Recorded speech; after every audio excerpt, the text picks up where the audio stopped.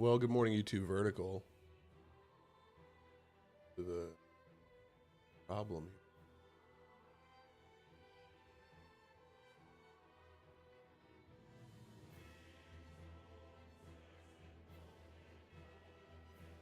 Oh, that's weird.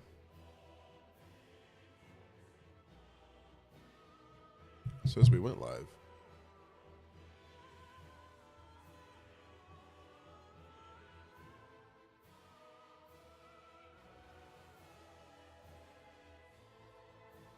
Oh, are we live now? Oh, we're live. Okay.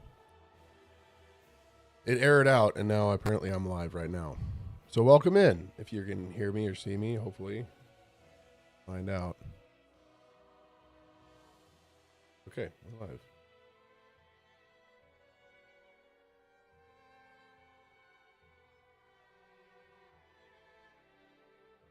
All right. More.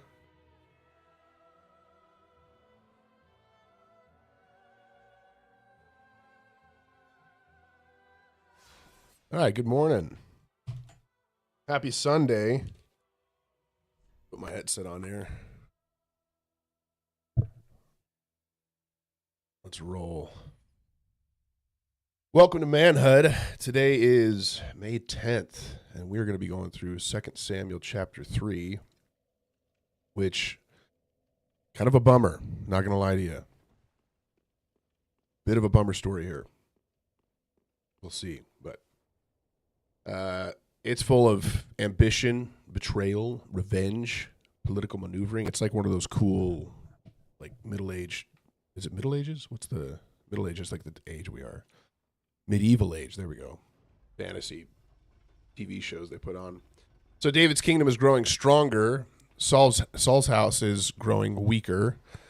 And everyone can feel the shift happening. They're getting ready for it. But instead of peace, people start preparing for control. What's up, Trent? Welcome in. Do I really need to go this way? Probably. We'll go this way, and then we'll go to the deacons. We'll get them wiped out as well. So Abner wants influence. Joab wants revenge. Ishbosheth is absolutely losing authority and control. What are you playing? This is called Dark Souls 3. Yep. And in the middle of it all, David is trying to lead without becoming corrupted by the chaos around him. All right. So before we get into that, we're going through our proverb of the day and our daily gratitude. Watch this. Okay. Well, never mind. Don't watch that one. Yeah, Trent, it is cool. Thanks, man. We never actually went down here. Probably should. All right. Proverbs 11, verse 3. The integrity of the upright guides them, but the crookedness of the treacherous destroys them. I thought that was going to be somebody right there. Okay. I thought he might be a friend. He's not. All right, we're good. Let's roll. Let's roll. Gratitude for the day. Thankful for Mother's Day, that's for sure. It is Mother's Day. If you've forgotten, go take care of your... What is that?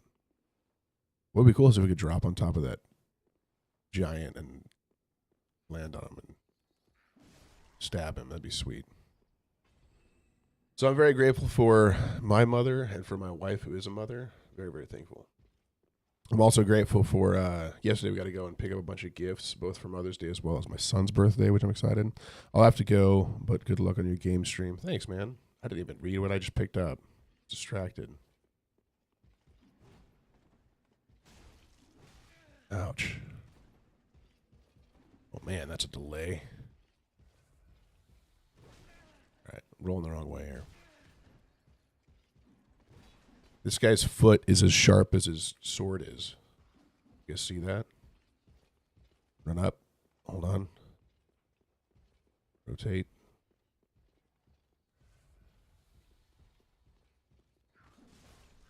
Got that one. All right, we're good. We're good. Did he fall? Oh, he fell. Okay, cool.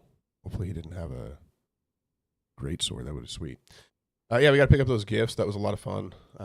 Very excited for getting to go out and celebrate today. I'm grateful for gardening, man. The fact that I can throw stuff on the ground, put water on it, and like it just sprouts into a whole bunch of other stuff is pretty crazy to me. Oh. And I missed. I'm an idiot. All right. Okay, quick recap of where we've been and where we're headed. 2 Samuel begins after the death of Saul and Jonathan. Jonathan is David's best friend. Saul was the current king.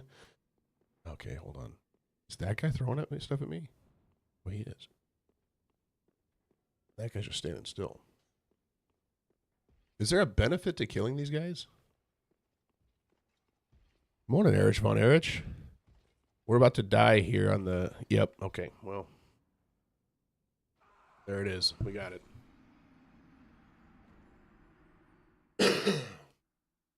Morning. So, chapter 1, David mourns instead of celebrating, honoring Saul despite years of conflict. What's up, Happy Feet? Good morning, man. Ricky. Hey, dude. Chapter 2, David seeks God's direction and is anointed king over Judah in Hebron, but the kingdom remains divided. Saul's son, Ishbosheth, I don't know if I'm saying that right or not, is made king over much of Israel by Abner, Saul's military commander. And then tension between the two houses grow into civil conflict. The chapter ends with violence between the forces of Joab, who is David's general and commander, and Abner, who is Ishbosheth or Saul's house, right? And then in chapter 3, the political struggle is going to deepen as loyalties begin shifting and kingdoms start moving. This is like a cool, super cool, like drama chapter, so I'm pretty excited for it. And it's kind of long, so we got to get into it. It's going to be great.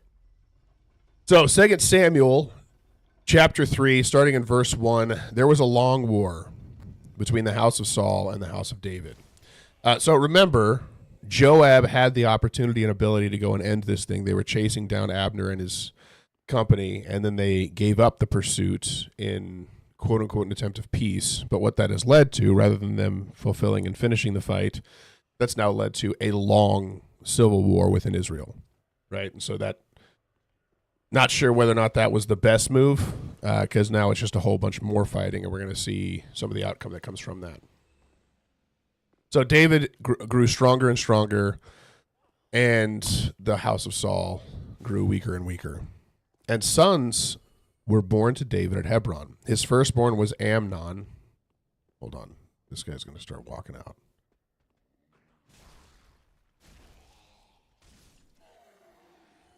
Good to go. Sons were born to David at Hebron. His firstborn was Amnon of Ahinoam of Jezreel. So one son for one wife. 1 second here. Okay, we're good. Hold on. I was distracted. Give me 1 second here. I don't know where that came from. He's just... Oh, I missed. I missed twice. Okay, we're good. I didn't kill him, but we'll be fine. So, firstborn Amnon of Ahinoam, then Cheliab. He's also called Daniel. I don't understand the reasoning for that, so I'm sorry. I'm not a super crazy cool Bible scholar. But that was of Abigail, the widow of Nabal and Carmel. The third, Absalom, the son of Maacah, the daughter of Talmai, king of Geshur. The fourth, Adonijah, the son of Haggith. And the fifth, Shephatiah, the son of Abital. And the sixth, Ithream of Eglah, David's wife. These were all born to David in Hebron. This is not good. I guess is the easiest way for me to frame that. There's a lot in the, what's up? Do you hate female church leaders? No, I don't hate them. Thanks for asking. It's a weird thing to ask out the gate. But welcome in, Pete Tunger, 44. Hold on, we're going to grab this real quick. And then we're going to turn around. He's going to try. Fail. And then we're going to go and drop right here. Nope, we're going to miss it and die. And then we're going to try again. A lot of people do. A lot of people do. So I think he mentioned, do you think... No, he did not mention that. Oh, he meant that? Well, that's not at all close to what he asked. He asked if I hated them. Absolutely not. Welcome in, Songbird. Okay, so this is not good, right? We're told this is outside of the what God has commanded. Do you hate forks? Ricky, I'm happy you asked. Actually, it's one of the core food utensils I do hate. I hate forks. Why be a fork when you could be a spork and be multi-purpose? You know what I mean? So he's going outside of this. What we see a lot in the Old Testament. What's up, Hunter? Welcome in, man. What we see a lot in the Old Testament is not a direct comment on the goodness or the badness of something, but rather allowing the narrative to explain it. And so we'll see as the time goes on, right? Any time that a man takes more than one wife, it always leads to bad things. Every single time. There is no example in the Bible of a man taking many wives and being blessed. A man is supposed to be the husband of one wife. And we see this was very, very common. Very, very common. Oh, man, I'm sorry you've been sick, dude. Are you feeling better or are you still sick? Oh, that's a ghost. That's a ghost. Watch this. Ouch. Hold on. Now watch this. Hold. Here we go. All right, we got it. So we see it's very common, especially for kings to assert their power and authority. They would very commonly take multiple wives. This would grow their political influence as well because they would have multiple sons. Watch this. There we go. That's better. Now I forget where I'm supposed to go from here, though. Ouch. Is that a landing? That's a landing, right? That's what we need. If I'm not careful, I'll die, though. All right, we're good. Look at this guy.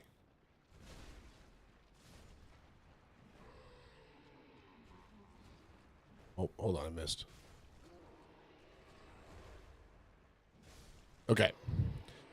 So very common, but not good, and we're going to find out really, really quickly in the next few chapters exactly why. There is a lot of chaos that comes out of all of these sons from opposing mothers. He is going to have to deal with his own sons trying to take his throne from him. And so while this isn't explicitly said, it is not a good thing with all these wives, and we see a lot of the outcome of that. Oh, this is cool.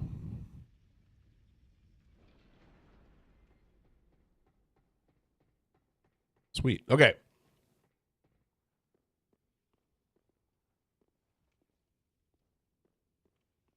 I thought that one guy was there, but he's not.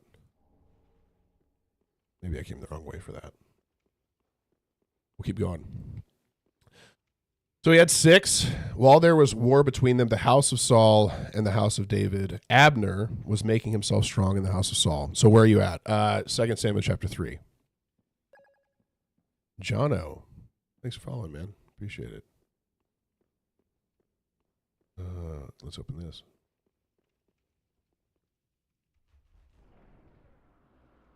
I don't understand this door. This is one I've never understood, and I don't know what it benefits me to have this door open. If someone knows and they can explain that would be great, because I can never figure out why this door matters. Oh, can't do it. What's up, Alex? Welcome in, man. It's good to see you. All right, we're at verse 7. So Saul had a concubine whose name was Rizpah, the daughter of Aiah. Concubine is essentially like a subwife. Someone held in the house, not given the full authority of a wife, apparently. I actually don't fully understand the difference, but it's essentially like another wife.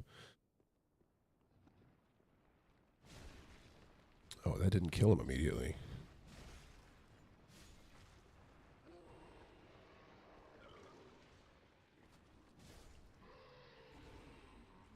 much.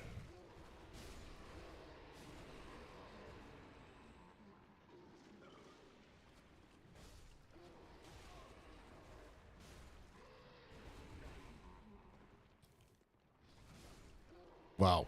Really struggled there. All right. Is this guy good?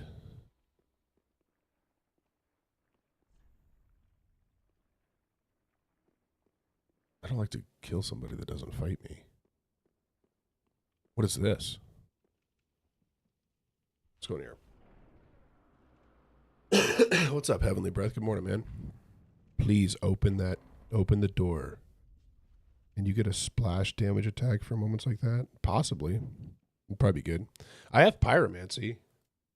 I haven't memorized any spells from it. Because I pretty much just pick up this big stick and whack things with it. This lady can reallocate your skills. Oh, cool. I don't know that I need you right now. Happy Mother's Day to you and yours as well. Heavenly Breath, remind me, are you married?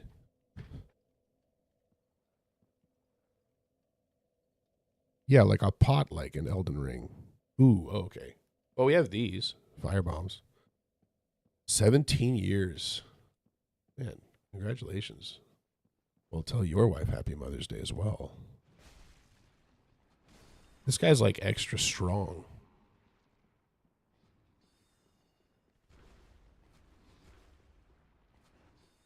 We're moving. What happened to my 8,000 souls? Did I lose those? I think I lost them.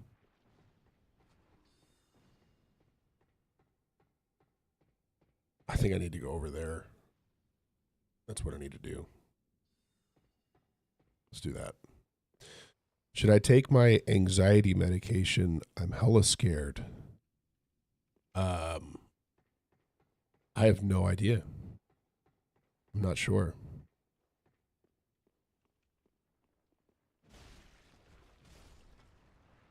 I know very little about the medical profession. Can I hop on that as it's going down? Oh, good. That's what we needed.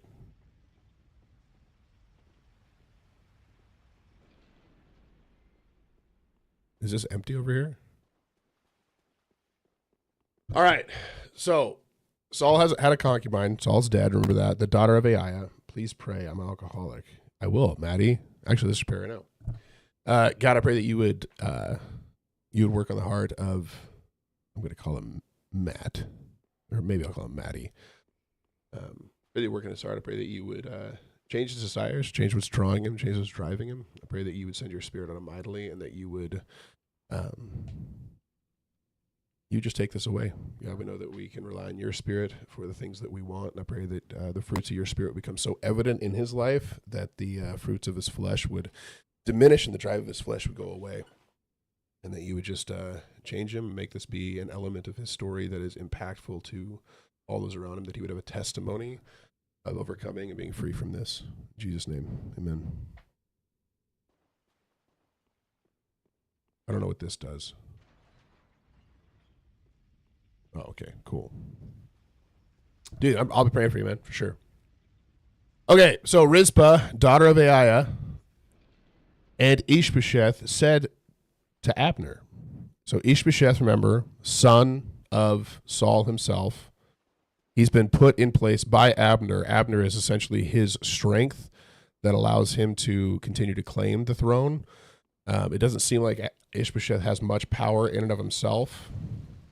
And this does not do much damage to these things. Hold on.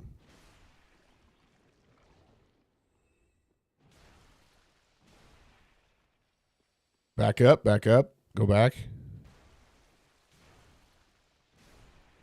I gotta get more. Can we draw this guy over here and fight him through this? I think that's what we need to do. Oh, no, he'll come to me. Come here. Oh, no, he won't come to me. Okay. I've talked to this guy's that's so happy and asked him what he does ask and pray for at night, and he said, ask for nothing and thank Jesus for everything. I think there is a lot of truth to that. Yes, sir. Hunter.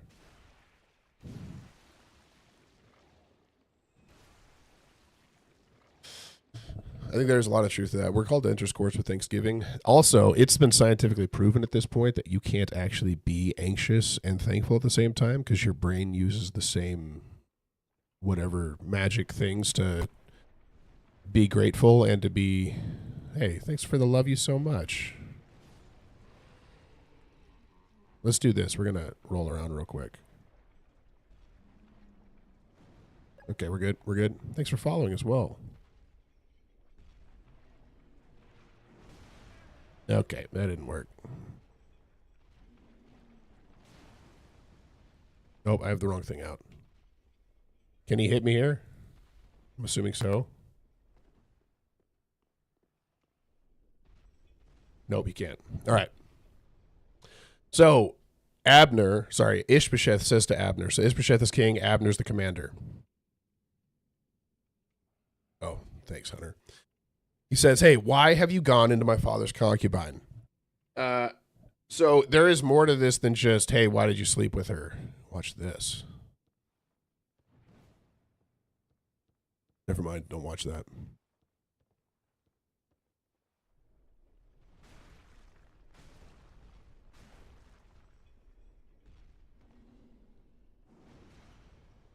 Then you go over here, and he'll just take a break again.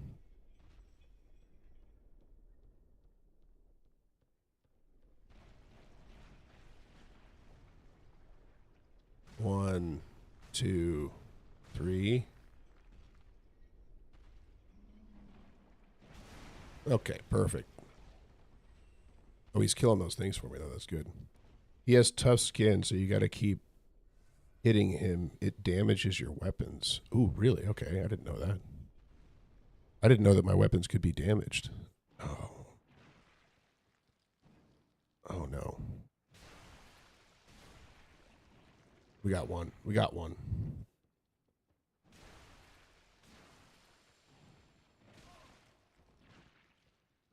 There's too many of these things.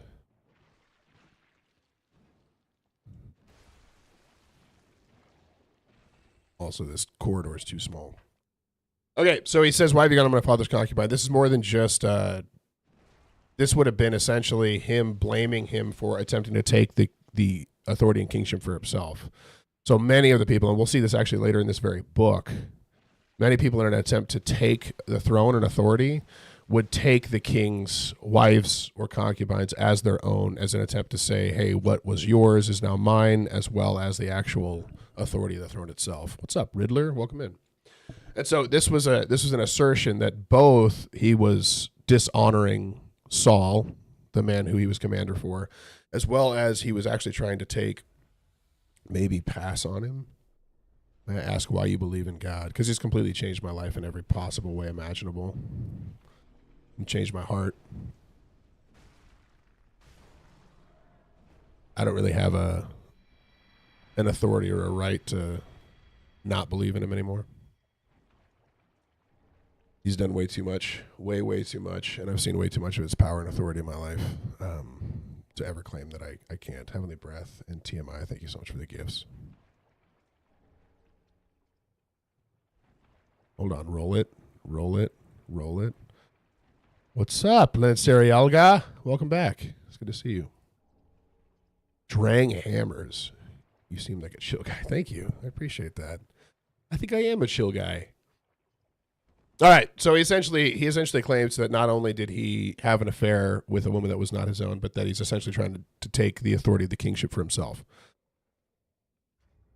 Maybe not. Is it? How do I see how much durability it has left? Is that on here? 273 to 280. So it didn't break this one. And so massive assertion. And based upon the way that Abner responds, so it says, oh, goodness. Hold on. Let's go stand over here for a second. Abner was very angry over the words of Ishbosheth and said, am I a dog's head of Judah? So remember, Judah against Israel, Israel against Judah. They're in opposition to each other. And so he's essentially saying, hey, are you calling me a dog of Judah, the people that we're against? Come here. Oh, my goodness, the kick. Okay. Come over, come over, come over. 2, 1. I think that should have been a backstab. Probably wasn't. Oh, that was terrible. Terrible. I need to get that sword. I might actually have one. I'm not sure. Go right. Oh, right. Okay. I thought you were saying like right as in like good. It's actually really good. Do I have that sword? Let's see. I have a regular great sword, but I still need. Well, I could dual hand it and use it. I think I might be able to single hand this one. No, I can't. I still need to dual wield it. Okay, we'll go over there right now. So my dog's head of Israel, or of Judah, sorry. To this day, I keep showing steadfast love to the house of Saul, your father, to his brothers and to his friends, and have not given you into the hand of David, and yet you charge me today with a fault concerning a woman. Look at this guy crawling in here. He's like somehow the strongest of all of them, too. Here we go. Let's rock. We'll make it quick. Good ending. I'm going to stand over here. So it seems like he did not actually do what is being asserted that he did, right? It's like, and there's a couple reasons why Abner would have said that he did this. One of which it actually happened, which is likely not true based upon the way that Abner responds. Because if Abner was truly trying to take authority over the throne, it seems like he could pretty much just take advantage of Ishbosheth and do that. Ishbosheth was not nearly as strong as him, and we see that because he's terrified of him right after he says what he says here. The other, which is he's concerned about the authority that Abner does already have over the people of Israel based upon his strength, and so he's trying to limit his ability to take power and authority and get him out by claiming that he's done this horrible thing. All right. Before we go right, I'm going to wrap around here. Hunter, it's not that I don't believe you. I just want to get this little, like, not this, but this lift over here opened up. Because I think it might make the run back shorter. Could be wrong. We're going to find out. Okay, good. You trust what I do. Thank you so much.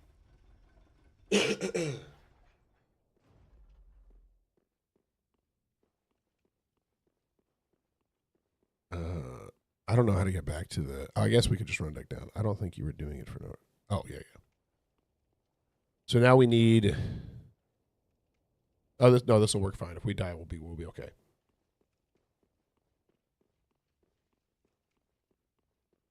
We'll be just fine.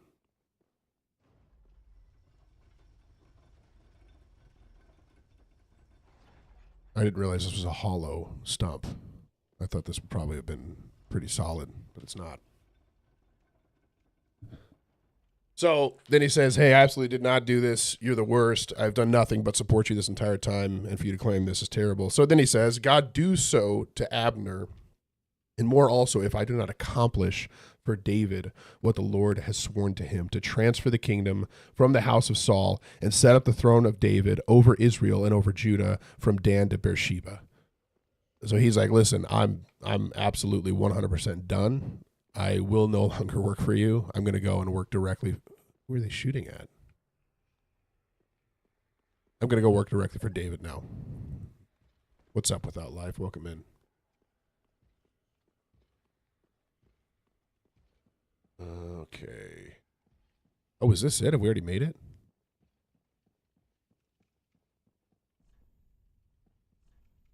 Yep, we're here. We did it. Thanks so much, Without Life. I appreciate that. So he goes. And Ishbosheth could not answer Abner another word because he feared him. So Ishbosheth is in total fear of Abner. Abner is much stronger than he is. The only reason he's been able to maintain his authority and kingship is because Abner has helped him do it. And now watch this. And now he is in the position of being in opposition to the only man that was keeping him in power and authority over this time, probably based upon some element of not only greed, but jealousy. So Abner sent messengers to David on his behalf, saying, to whom does the land belong? Make your covenant. I'm going to not be able to read for a second. Where did it go? Excuse me, excuse me.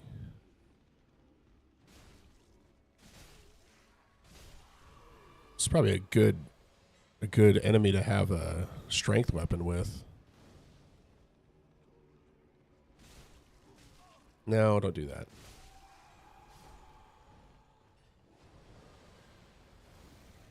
Here we go. Hold on. I can't get him to move. Run around. We're good. We're good.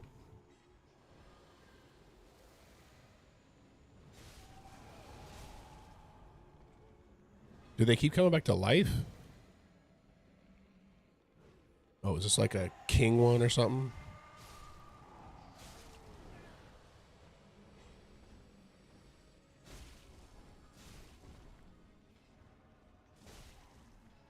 But he just kind of lives forever.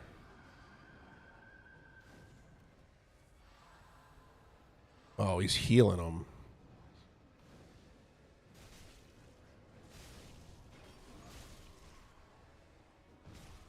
Watch this. Are you ready? Nope. Wait, watch this. There we go. We're good. I will not set before my eyes anything that is worthless. We didn't in that moment. Thanks for the GGs, man. My least favorite place in this game is in the prison. I do not like the prison. Is this a dead end?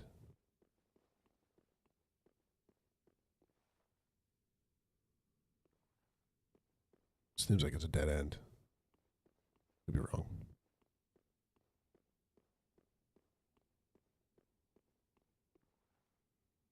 The guys that look at you. Oh, yeah. It's the worst. Thanks, Lance Arialga. Let's go level up real quick.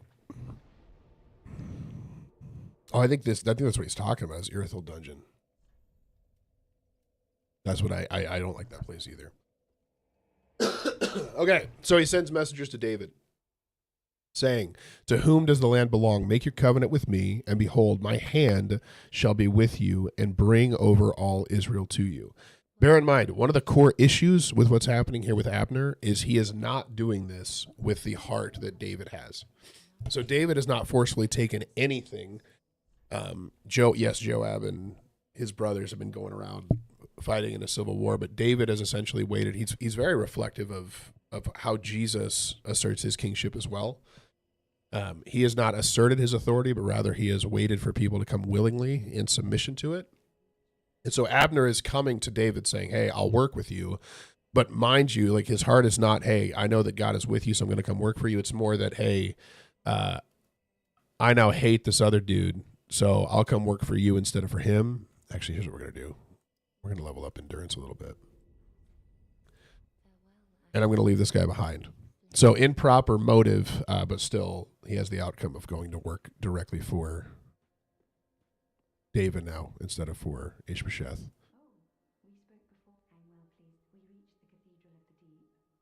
Oh no.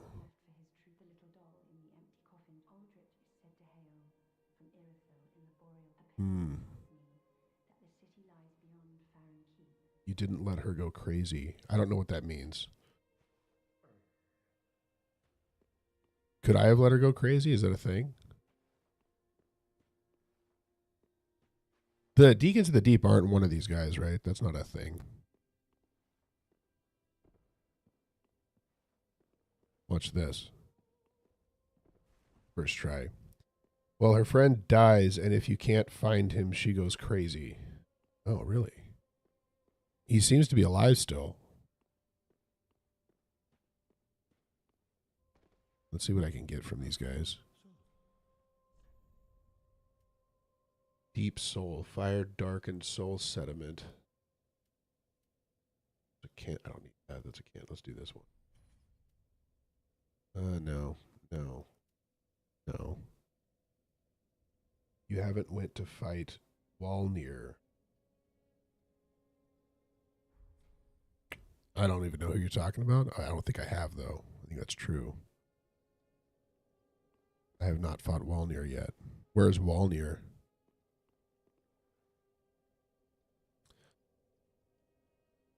Hold up. Okay, that.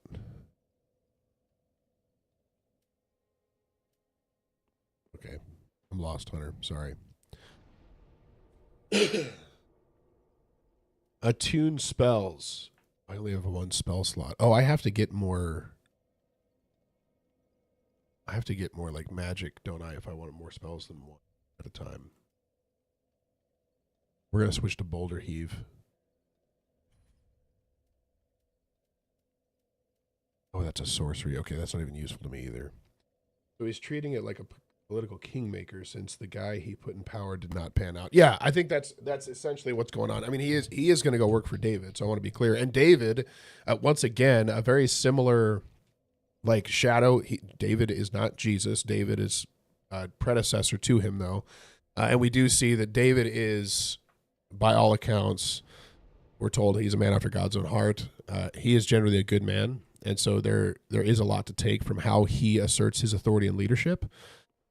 Whereas Abner is just a man of essentially opportunity, I would say. I think that's a fair way to frame it. So he gets upset. He leaves. Here you go.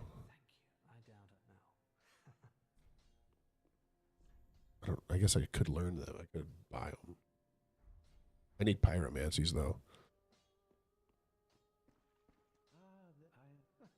Do I have any tomes?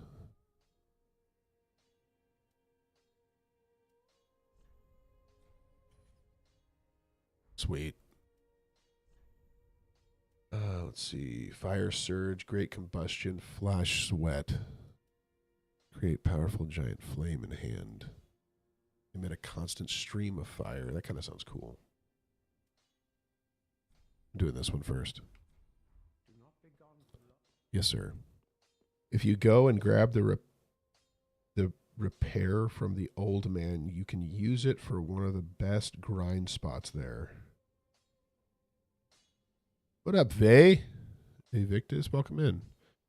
If you go and grab the repair from the old man, the repair? I don't know who the old man is. Is he? Okay. Should I use this guy?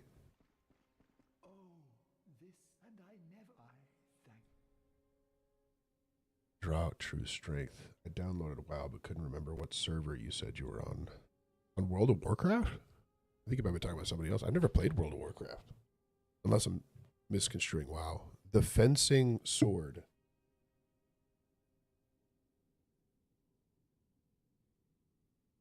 Be safe. Oh, then shall we bear? He's gonna make me. Is it attunement? I don't know if I'm ready to put stuff into attunement yet. Was granting us free will worth the damage you knew PDFs would cause? Elrose, welcome back. Like Adobe PDFs?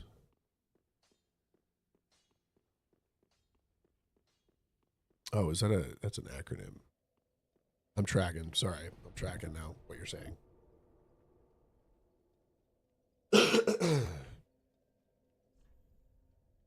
Was it worth it?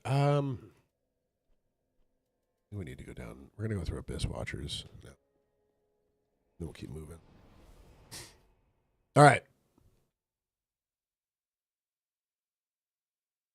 So make your covenant with me, says Abner, and I'll work for you, David. I'll bring all of Israel under you. And this really isn't a false promise either.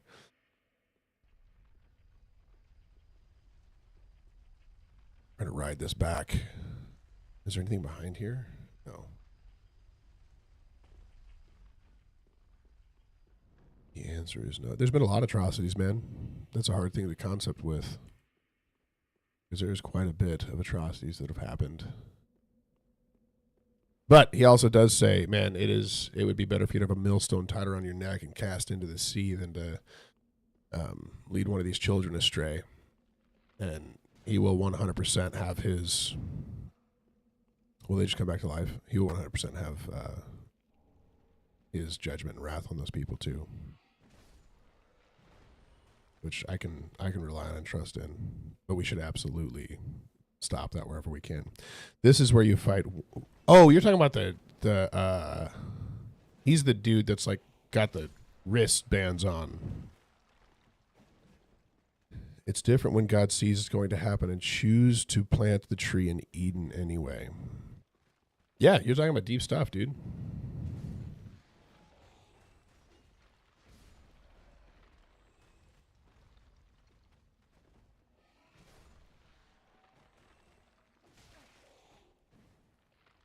Yeah, I mean, in reality, man, like we all deserve to die, every single one of us. And I'm not disagreeing that that is a heinous crime. That is deeply disgusting. So don't misread what I'm saying there. It's horrendous and it's broken and flawed. But if he's to put them down, he's to put us all down. Blaming the ignorant creation for the knowing actions of their omniscient creator is foolish. Blaming the omniscient creator for the actions of the creation is also foolish. We've been given authority over this world. What we do with it matters. And that's the reality. Like, we're supposed to be made in his image. Choosing to plant a tree knowing man would sin. Yeah, so he could have created a world full of robots. Absolutely. He chose not to, and I trust him with that. You know, that's the reality, is he made a determination.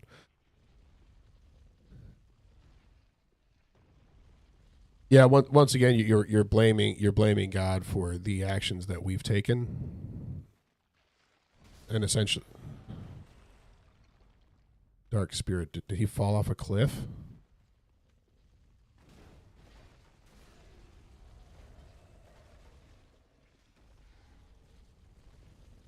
Through sin, we are condemned to death, and the death of Jesus saved us from being condemned to hell. Thank God he chose not to. LOL, I love the life that he's given me. Yeah, I'm in agreement with that. And there is horrible stuff that has happened, and mankind has gone so astray, and we absolutely need Jesus. That's what we need. There is not one of us that's getting out of this thing being quote unquote good. There is no one that is good.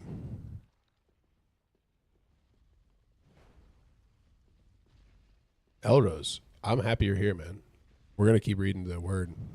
And if you'd like to stay, you're welcome to. If not, and it's completely opposed to you, and it's like literally the stench of death, then you don't have to. No, he didn't start sin.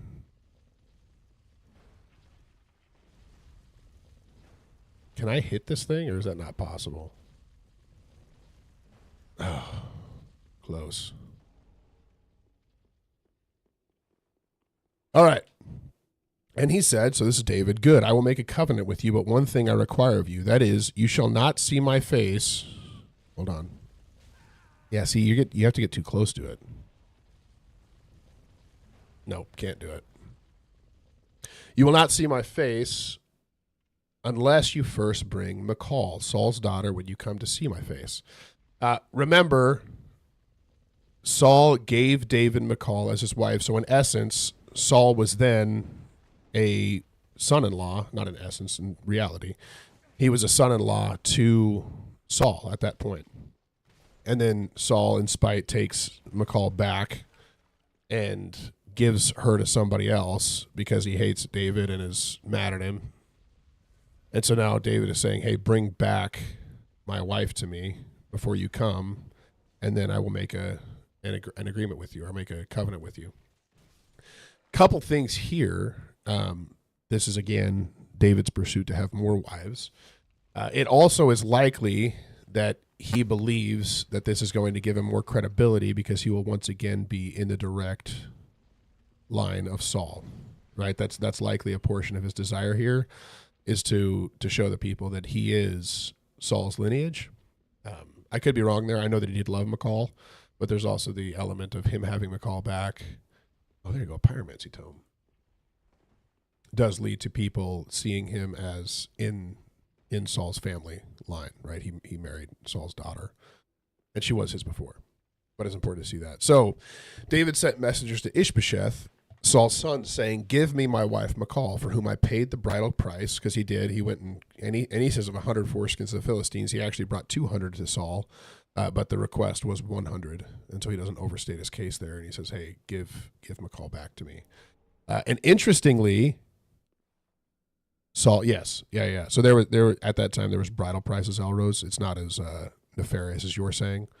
There was consistently the man would bring a payment if he wanted to take the hand of a wife to the family to show that he could both tend to care for her and hold her up. Take care of her. Be wary of the trap. Cool. There we go.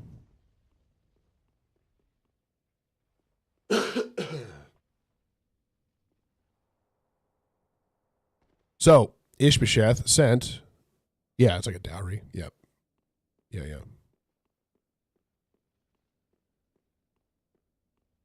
Yeah, Elrose, you should go read 1 Samuel before you make assertions like that, because it's very, very clear that Michal did not view herself as property, nor did David in any way. She stood often in opposition to what David would do, and openly. So while there may be a point to be made elsewhere, there's not a point to be made here, and it's kind of key to know and understand. We're going to not die over here.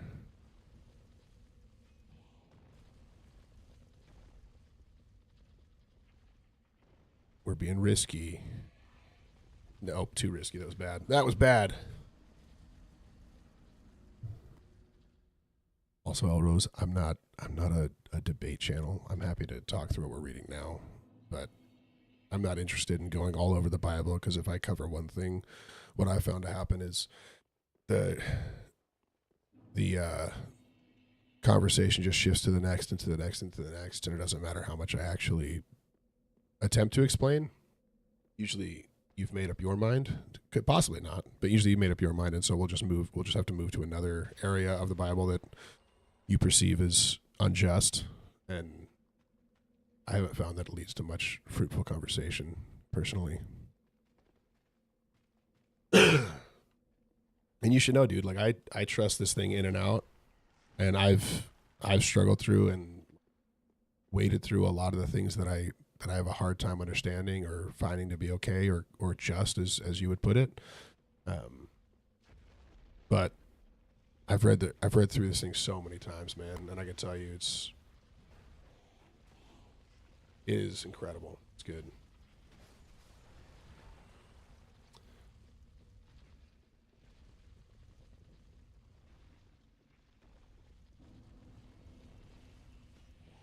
Let's go. Oh, look, let's grab this. Hold on. Ember. Stand over here.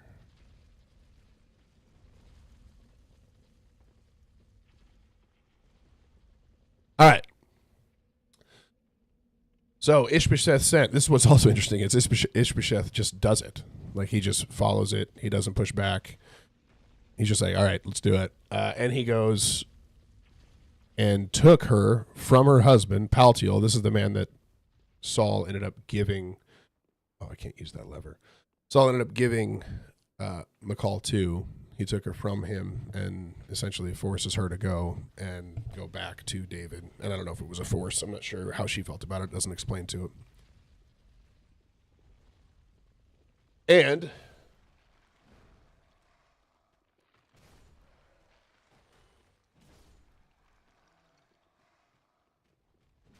how many times do you have to kill these things? Scimitar.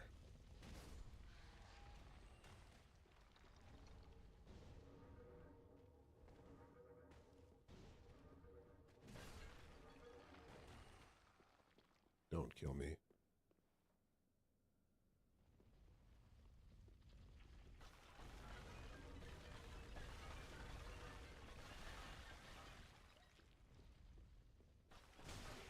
This is fun.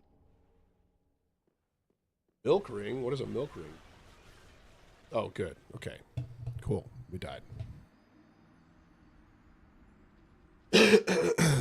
Once again, Elrose, you should go read 1 Samuel. It explains a lot more that gives context to this. And then make it right. There should be a bonfire. Oh, cool. We'll go do that. So her husband went with her, weeping after her all the way to Bahurim. Then Abner said to him, "Go return," and he returned. And Abner conferred with the elders of Israel, saying, "For some time past you have been seeking David as king over you. Now then bring it about, for the Lord has promised David, saying, By the hand of my servant David, I will save my people Israel from the hand of the Philistines, and from the hand of their enemies, of all their enemies." Abner also spoke to Benjamin, and then Abner went to tell David at Hebron all that Israel and the whole house of Benjamin thought good to do. So he essentially gets the buy-in from all of Israel to go and be with David now. You got to read the Bible in context. This was their custom. Yeah, there's also the case they made that like what you're talking about was actually what Saul did in 1 Samuel, not what David is doing now. Rose, because Saul took her by force from David and gave her to him, and David treated her well, and so this conversation isn't necessarily in the right context at all.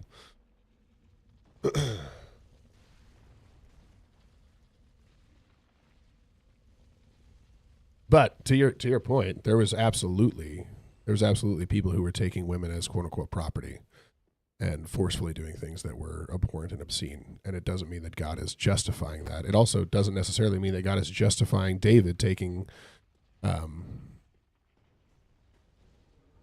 Michal back either, right? This isn't necessarily a good thing just because it's in the narrative story. And that's what we talked about at the very beginning, is the fact David's pursuit of multiple wives was not positive. It leads to a bunch of problems and issues all throughout his life. It's not a good thing. And so being careful not to read this into God's purpose or point when it's just explaining what actually happened, right? Not necessarily saying that what happened was a good thing that happened. We got to hit off. Okay, they go through walls. One more. There we go. We got it. We're good. So, he comes back?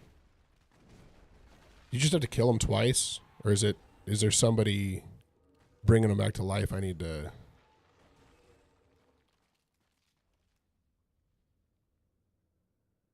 No, he's not coming back to life.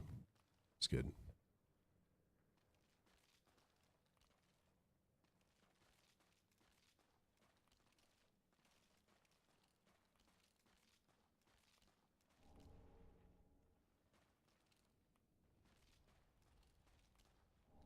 Fighting two of these at once is probably not gonna... One. Okay, hold on. Let's wrap around.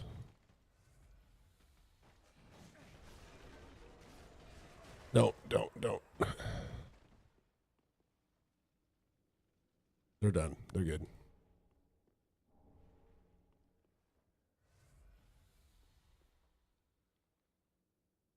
All right, when Abner came with 20 men to David at Hebron, David made a feast for Abner and the men who were with him. So David is welcoming Abner in, and this is important.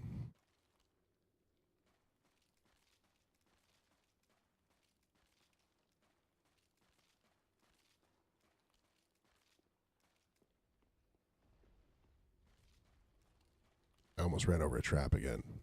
It's close. Ooh, there's a hole. It tried to trick me. It didn't work. It didn't work at all. Hold on. There we go. See? Okay. So Abner says to David during the feast, "I will arise and go and will gather all Israel to my lord the king, and that they may make a covenant with you, and that you may reign over all your heart desires." So David sent Abner away.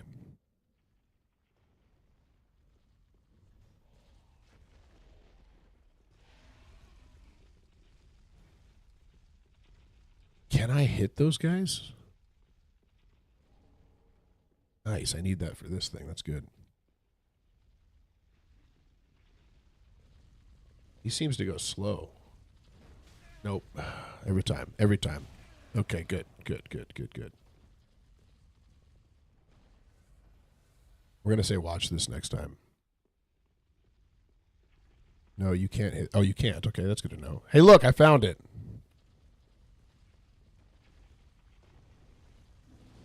We got it. Well, that's so, David. That's a good call out, man. Like yeah, we can chaos roll out of it. One thing I will say is that is our natural tendency, right? That is literally, I think it's interesting. So what Elrose brings to the table is like, hey man, if I was God, I wouldn't do this. And how dare God put this tree in there, when in reality the tree itself is what's causing us to ask this question, right? This thing of putting the knowledge of good and evil into our own minds and our own heads and say, I would have done what's right. Like, I know what's good and what's evil, and I'm going to determine that and define it for myself. That is literally what the outcome of the tree did, was put into our own minds that I could essentially be God in my own head and say that I would have made these decisions differently, is what the tree of the knowledge of good and evil was. And that's why he told us not to take it. And he told us the direct outcome, that we would die if we did, and we chose to take it anyway. We still do every single day, which is why we constantly struggle with this. We constantly struggle with this issue of essentially putting ourselves in the place of God and saying, yeah, if I had been the one to do that, I would have done it better, right? That is us defining good and evil for ourselves. It is the outcome of the consumption of that tree that leads to us to think that we have a better understanding of the way things should go than God himself did.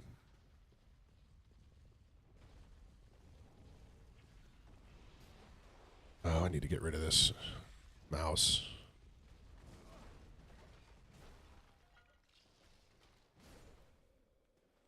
These guys were a lot harder when I was playing a dexterity character. Is this an illusory wall? Should I start with Dark Souls 1 or does it matter? Preston, it doesn't matter. I love Dark Souls 1 a lot, and I think it's a beautiful game. And so that's where I would lean towards starting. But it is not like you're going to be missing a whole bunch of context or anything if you start with like Dark Souls 3. It's likely you won't necessarily even be tracking. But yeah, 1 is an incredible game. And it's like the interconnectivity and everything is beautiful. It's really, really cool.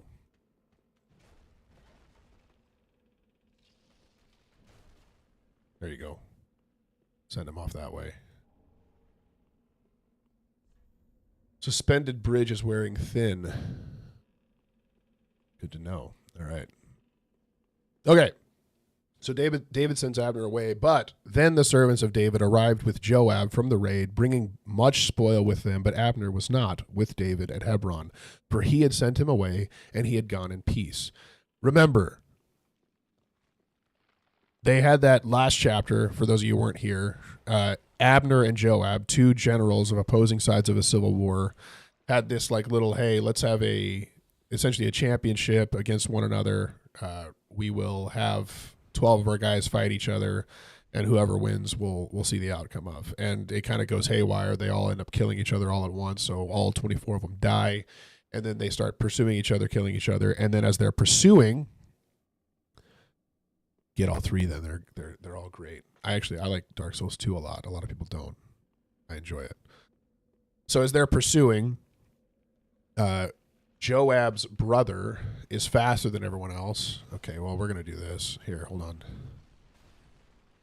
Should I have done that later? Probably. Yeah, I should have done that later. That was dumb. Sorry. I can't remember his name. Is it Ahinoam or... Anyway, he ends up, he's chasing Abner down. Abner's like, hey, stop chasing me. I don't want to kill you. I won't be able to face Joab. I don't want to have a thing against Joab, so please stop chasing me down. He won't stop chasing him. Abner ends up, seemingly in defense, if based on how I'm reading it, hits him with the butt of a spear, but it goes through him after you go over. Okay, thank you. So now Joab is very, very upset with Abner because Abner killed his brother, even though Abner only killed him for the sake of the fact that he wouldn't stop chasing him down. And so now Joab finds out that Abner's been there trying to make peace with David. And as he makes peace with David, he leaves in peace. And Joab's like, well, no, he's not going to leave in peace. He just killed my brother. And so now we're going to see him pursue Abner. And you also see the opposition, right, of... There you go.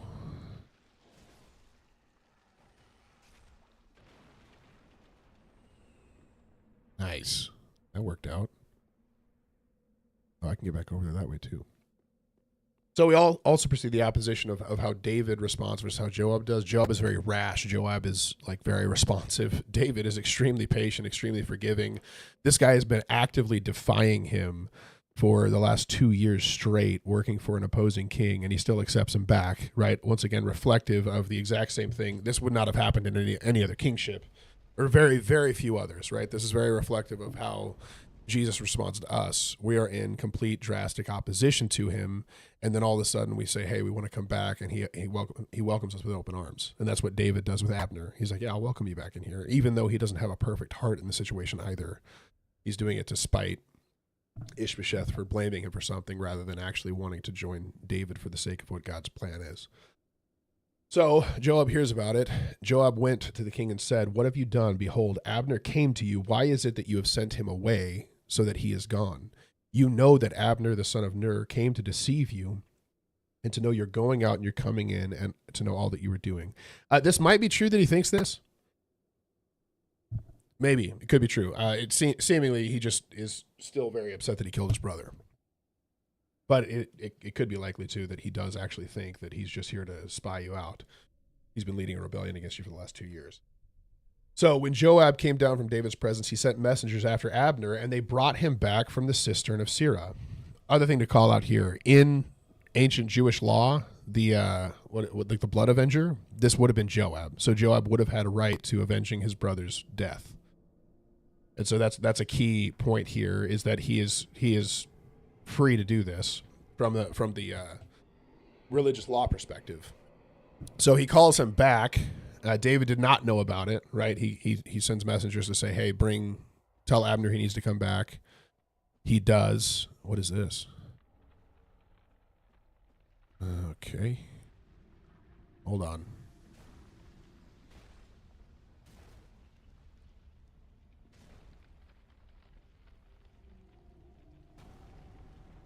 You can see that roll. Pretty good. Let's do this one. I don't know what that does. Okay.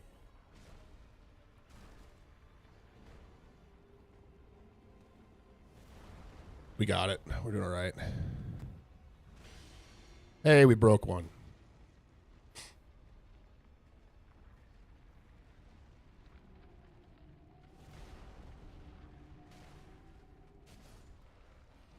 I missed.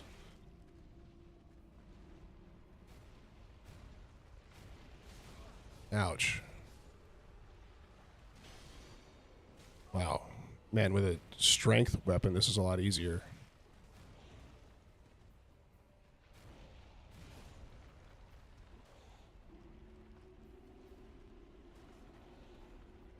I don't know what this does. Oh, it's just a sword. Okay, we're good. We're good. Ouch. Oh my goodness. I got killed by the small guys. That's terrible. I'm so sorry, you guys. If you want to leave now, it's all right. So Abner returns to Hebron. Other thing to call out here. Hebron is one of the few, it's like a sanctuary city. So it's a sanctuary away from blood guilt pursuit. So if a man kills another man, right, even if it's in defense, he can flee to, I think it's one of 3 or 4 cities. And Hebron is one of the cities that he can flee to and be safe from like a blood guilt killing.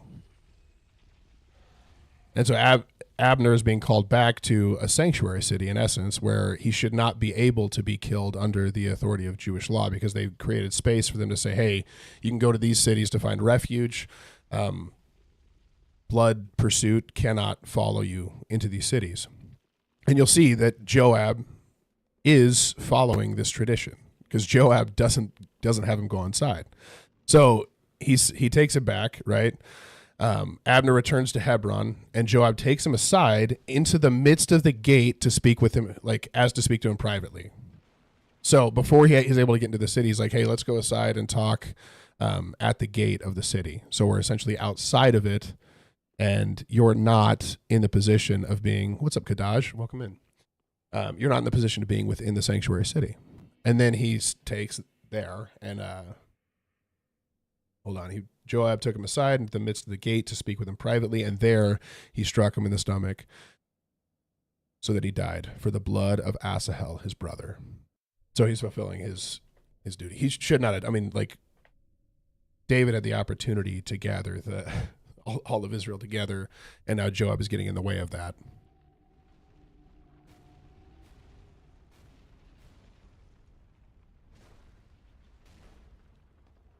Okay, hold on.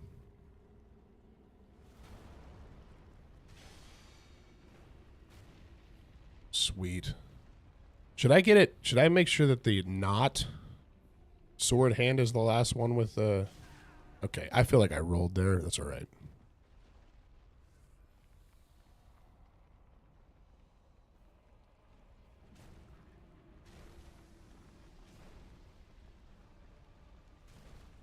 How many times do I have to hit this thing? There we go.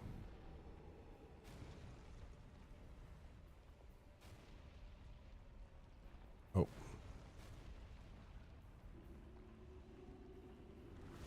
Okay. Couldn't see him. Sorry. 1, 2. Wow, that was easy. Great job, everybody. We did it. Great work. So he killed him for his brother Asahel. Afterward, when David heard of it, he said, I and my kingdom are forever guiltless before the Lord for the blood of Abner, the son of Ner. May it fall upon the head of Joab and upon all his father's house, and may the house of Joab never be without one who has a discharge, or who is leprous, or who holds a spindle, or who falls by the sword, or who lacks bread. So he essentially proclaims a curse on Joab. But interestingly, does not directly go and bring justice upon Joab. So Joab and Abishai, his brother, killed Abner because he had put their brother Asahel to death in the battle at Gibeon. Then David said to Joab and all the people who were with him, tear your clothes and put on sackcloth and mourn before Abner. And King David followed the bier. They buried Abner at Hebron, and the king lifted up his voice and wept at the grave. Hold on, I had to switch pages. Of Abner, and all the people wept. And the king, I probably need to go back and level up. And the king lamented for Abner, saying, should Abner die as a fool dies? Your hands were not bound, your feet were not fettered. As one falls before the wicked, you have fallen. And all the people wept again over him.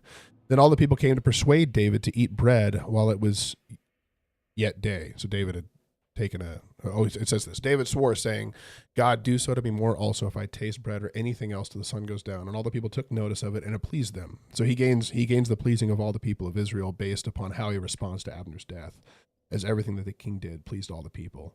So all the people and all Israel understood that day that it had not been the king's will to put to death Abner the son of Ner. And the king said to his servants, do you know that a price and a great man has fallen this day in Israel? And I was gentle today, though anointed king. These men, the sons of Zeruiah, remember Zeruiah is his sister, are more severe than I. The Lord repay the evildoer according to his wickedness. So he's going to leave it up to God rather than taking it on himself. That's what we're doing. Sweet. All right, I got to go because I got to take care of my wife. It's Mother's Day, and I don't want to leave her abandoned. But key things here, God's kingdom is going to advance even through human chaos. Unchecked revenge leads to greater destruction. Joab's vengeance creates a deeper division, right? The higher that we are up in leadership, the more that our decisions actually have an effect on those around us, even without it being necessarily our ambition to do that. Power without character corrupts leadership. Yeah. Hey, Alf, welcome in, man. Happy Mother's Day to you and yours as well. And godly leadership unites or values unity and integrity, right? David brings Abner back in despite his past to try and bring unity to the people. Thanks, David. You too, man. God bless you guys. That's the other thing. Don't let bitterness control your decisions. God will have justice, right? This is some of the stuff that was brought up today is the feeling of like, how can I trust God to bring justice upon these? And it's like, he will have it, right? We can trust that he's going to do that and he's going to take care of it. And we don't have to hold it ourselves.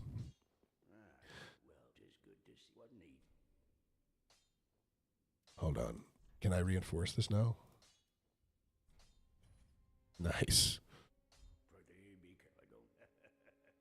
I think did I find an Estus shard?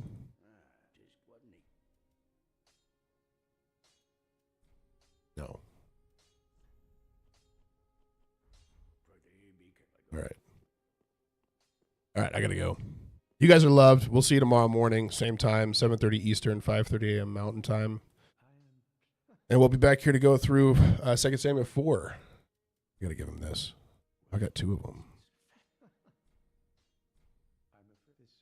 Oh, man. Can't do it. You stay blessed as well. All right. Love you guys. Have a good day. We'll see you tomorrow. Yeah, and if you have a mother in your life or a wife with children in your life, make sure to go and support and take care of her and show her that what she does is incredible. All right. Love you. Bye. We'll talk to you guys later.